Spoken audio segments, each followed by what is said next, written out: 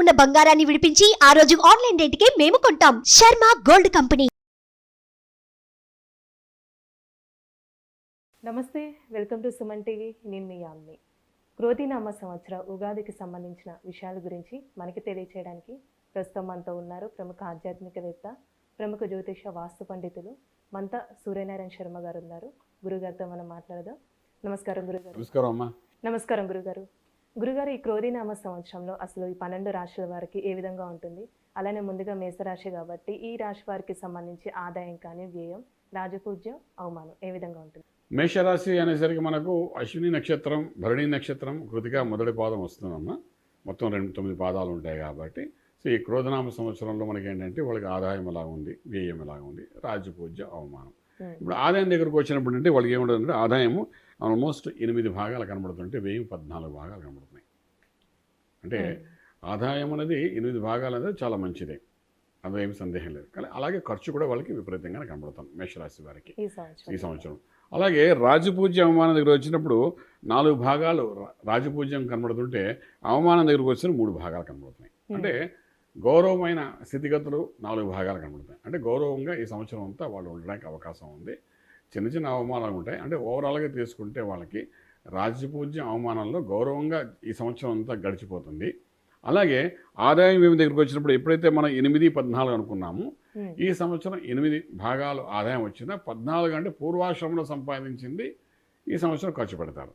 So 14 ఖర్చు అవుతుంది కాబట్టి ఖర్చు అనేది అప్పు చేసి ఖర్చు పెడతారా లేకపోతే పూర్వాశ్రమంలో సంపాదించి ఖర్చు పెడతారా అనేది ఒక ప్రశ్నార్థకంగా ఉంటుంది. ఏదైనప్పటికీ కూడా ఆదాయం వ్యయం అనేది ఈ మేషరాశి వారికి గురుబలంతో చక్కగానే ఉందని చెప్పడానికి అవకాశం ఉంది. ఇప్పుడు వ్యాపారస్తులు చూసుకున్నట్లయితే వాళ్ళకి ఏ విధంగా ఉండొచ్చండి? వ్యాపారస్తులు కొత్త వ్యాపారాలు ఆరంభించవచ్చు. అందులో కూడా కొత్త ఇన్వెస్ట్మెంట్ ప్లాన్స్ కూడా చేసుకునేవచ్చు. అలా ఇన్వెస్ట్మెంట్ ప్లాన్ చేసుకున్నప్పుడు ఈ సంవత్సరం అంతా ఇన్వెస్ట్మెంట్, డెవలప్మెంట్ స్టాగ్నెంట్ అయ్యి ఉంటుంది. వచ్చే సంవత్సరం కల్లా అది ప్రాఫిటబుల్గా వెళ్ళే అవకాశం ఉంటుందన్నమాట. సో వ్యాపారస్తులు కూడా మంచి ప్రాఫిటబుల్గా ఉంటుంది. అండ్ యావరేజ్గా 20 to 30% డెవలప్మెంట్స్ అయితే బాగానే కనబడతాయి వీళ్ళకి. ఎటు వచ్చారంటే ఇన్వెస్ట్మెంట్ ప్లాన్స్ వెళ్ళినప్పుడు రియల్ ఎస్టేట్ తీసుకోండి, కన్స్ట్రక్షన్ తీసుకోండి, అలాగే మనకు తీసుకుంటే ఏంటంటే పవర్ ప్లాంట్, స్టాక్ మార్కెట్ తీసుకోండి, ఎందులోనే ట్రేడింగ్ తీసుకోండి, ఫుడ్ ఇండస్ట్రీ అనుకోండి, ఫార్మా ఇండస్ట్రీ అనుకోండి. ఏదైనప్పటికీ కూడా ఇన్వెస్ట్మెంట్ ప్లాన్గా అనుకుంటూ ఏదైతే ఇన్వెస్ట్ చేస్తారో దాని యొక్క ప్రాఫిట్స్ వచ్చే సంవత్సరం వచ్చే అవకాశం ఉంటుంది. కాబట్టి ఇన్వెస్ట్మెంట్ చేసాం కదా, దాని ఖర్చుతో మనం చూపించుకునే అవకాశం ఉంటుంది. బ్యాలెన్స్ షీట్లో ఖర్చుగా చూపిస్తారు, బట్ ఇన్వెస్ట్మెంట్ అయిపోయింది కాబట్టి. బట్ ఇది ప్రాఫిట్గానే వెళ్తుంది తప్ప నష్టపోయే అవకాశం అయితే వీళ్ళకి కనిపించదని చెప్పొచ్చండి. అలానే ఇప్పుడు వివాహానికి సంబంధించి మేషరాశి వారికి ఈ క్రోధినామ సంవత్సరంలో ఏ విధంగా ఉంటుందంటారు? క్రోధినామ సంవత్సరం చాలా బాగుంటుందమ్మా. ప్రేమ వివాహాలు జరుగుతాయి, అలాగే గాంధర్వ వివాహాలు అంటారు తెలుగులోని, అవి కూడా జరుగుతాయి. అదేవిధంగా ఏంటంటే వివాహ సంబంధం కోసం చేసే అన్ని ప్రయత్నాల్లో సక్సెస్ఫుల్ అవుతారు. అలాగే మధ్యవర్తిత్వం వహించినా కూడా వీళ్ళు ఒక గౌరవం నిలబెట్టుకునేటట్టుగా ఉంటుంది తప్ప అవమానం పడేటట్టుగా ఉండదు. శుభకార్యం ఎంతో కాలంగా వివాహం జరిగిన వాడు కూడా వివాహం జరుగుతుంది. అలాగే మనకు సంతానం విషయంలో కూడా సంతానం కోసం చేసే ప్రయత్నాల్లో కొంత సఫలీకృతం ఒక ఇబ్బంది పడిన వాళ్ళకి ఈ సంవత్సరం వాళ్ళకి సంతానం కలగడము, మంచి శుభఫలితాలు కలిగే అవకాశం అయితే మనకు బాగానే కనిపిస్తుంది చెప్పచ్చు. ఇప్పుడు వ్యవసాయం ఏ విధంగా ఉంటుందండి ఈ మేషరాశి వారికి? వ్యవసాయం దగ్గరకు వచ్చినప్పుడు అంటే పాడి పంట అని మనం అనుకుంటాము. అందులోని అగ్రికల్చర్, ఆర్గానిక్ ఇండస్ట్రీ సంబంధించింది, విత్తనాలు, సీడ్స్, పెస్టిసైడ్స్, వాటన్నిటికి సంబంధించిన వ్యాపారాలు అనుకోండి, రైతాంగానికి అనుకోండి, ఒక 15 to 20% ప్రాఫిటబుల్గా ఉంటుంది. తర్వాత ఏంటంటే ఇక్కడ మెయిన్గా ఏంటంటే ఈ యొక్క నష్టం జరగకుండా వచ్చిన పంట ఏదో పూర్తిగా లాభదాయకంగా ముందుకెళ్ళే అవకాశం అయితే బాగా కనబడుతుంది. గురుగారు, ఇప్పుడు విద్యార్థులకండి విదేశాల్లో ఉన్న వాళ్ళు ఉంటారు, అలానే వెళ్ళాలి అనుకుంటున్న వాళ్ళకి ఏ విధంగా ఉంటుందంటారు? విదేశాలకు వెళ్ళి చదువుకోవాలనుకున్న వాళ్ళకి, ఫర్ ఎగ్జాంపుల్ యూకే అనుకోండి, జర్మనీ అనుకోండి, కెనడా అనుకోండి, యూఎస్ అనుకోండి, ఇక్కడ చదువు కోసం వెళ్ళాలనుకున్న విద్యార్థికి మాత్రం చక్కటి ఫలితం అయితే ఉన్నదమ్మా, ఏమాత్రం మనం భయపడక్కలే. కానీ విదేశాలు ఆల్రెడీ సెటిల్ అయిన వాళ్ళు ఎవరైతే ఉన్నారో వాళ్ళకైనా రాశిపరంగా తీసుకుంటే కొంత బాగానే ఉందని చెప్పొచ్చు. కానీ విదేశాలకి ఉద్యోగరీత్యా వెళ్ళాలనుకున్న వాళ్ళకి మాత్రం కొంచెం స్టాగ్నెంట్ అయ్యే అవకాశం ఉంటుంది. లాభంలో శనీశ్వరుడు ఉన్నా కూడా కొన్ని అంశాలు అయితే కొంత అనుకూలంగా లేదు కాబట్టి second half of the year అంటే ఆగస్టు తర్వాత కొంచెం గట్టి ప్రయత్నాలు చేస్తే సఫలీకృతమయ్యే అవకాశం ఉందని చెప్పచ్చు. ఇప్పుడు కోర్టు సమస్యలు గురుగారు చాలా సంవత్సరాల నుంచి ఆ కేసులు అలా పెండింగ్లో ఉంటూ ఉంటాయి కదా, వాళ్ళకి ఏ విధంగా ఉంటుంది?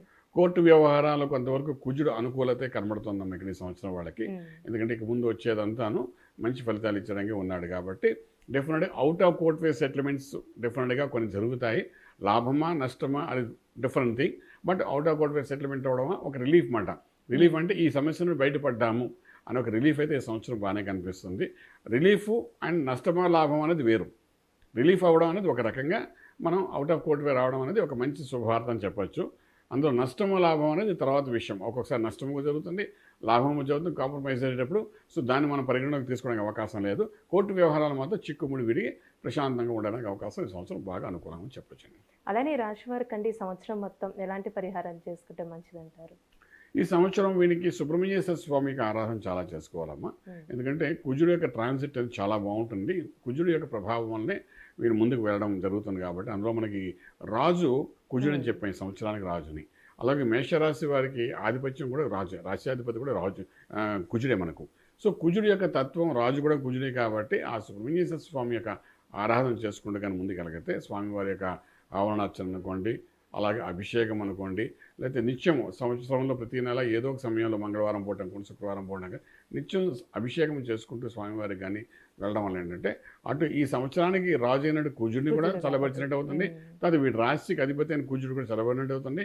మీరు అన్నట్టు ఇందాక కుజుడు కోర్టు వ్యవహారాలు మంచిట్లు ఏవైతే ఉన్నాయో వాటిని బయటపడడం కూడా జరుగుతుంది. తర్వాత ఇంకొక విషయం ఏంటంటే వీళ్ళు 12 రాహు ఈ సంవత్సరం అంతా ఉంటాడు. ఏదో రకమైన ఖర్చు, రక్త సంబంధమైన కొన్ని సమస్యలు తీసుకొచ్చే అవకాశం ఉంటుంది. అలాగే వీళ్ళకి ఆరో ఇంట్లో ఏంటంటే కేతువు కూడా ఉన్నాడు. ఏదైనా చిన్న అవకాశం కనబడితే చిన్న ఆపరేషన్ కూడా చేద్దాం అనుకుంటాడు వాడు. ఇవి రెండు వాళ్ళిద్దరు అక్కడ కదలరు ఈ సంవత్సరం అంతా. శని ఏ విధంగా అయితే ఏకాదశంలో లాభం ఇస్తున్నాడో, రాహుకేతులు ఇద్దరు ఇబ్బంది పెట్టడానికి అలాగ టైం వస్తే చాలు అవకాశాన్ని ఉపయోగించుకుని ఏదో రకంగా ఇబ్బంది పెడదాం ఆరోగ్య రీత్యా అనుకుంటారు.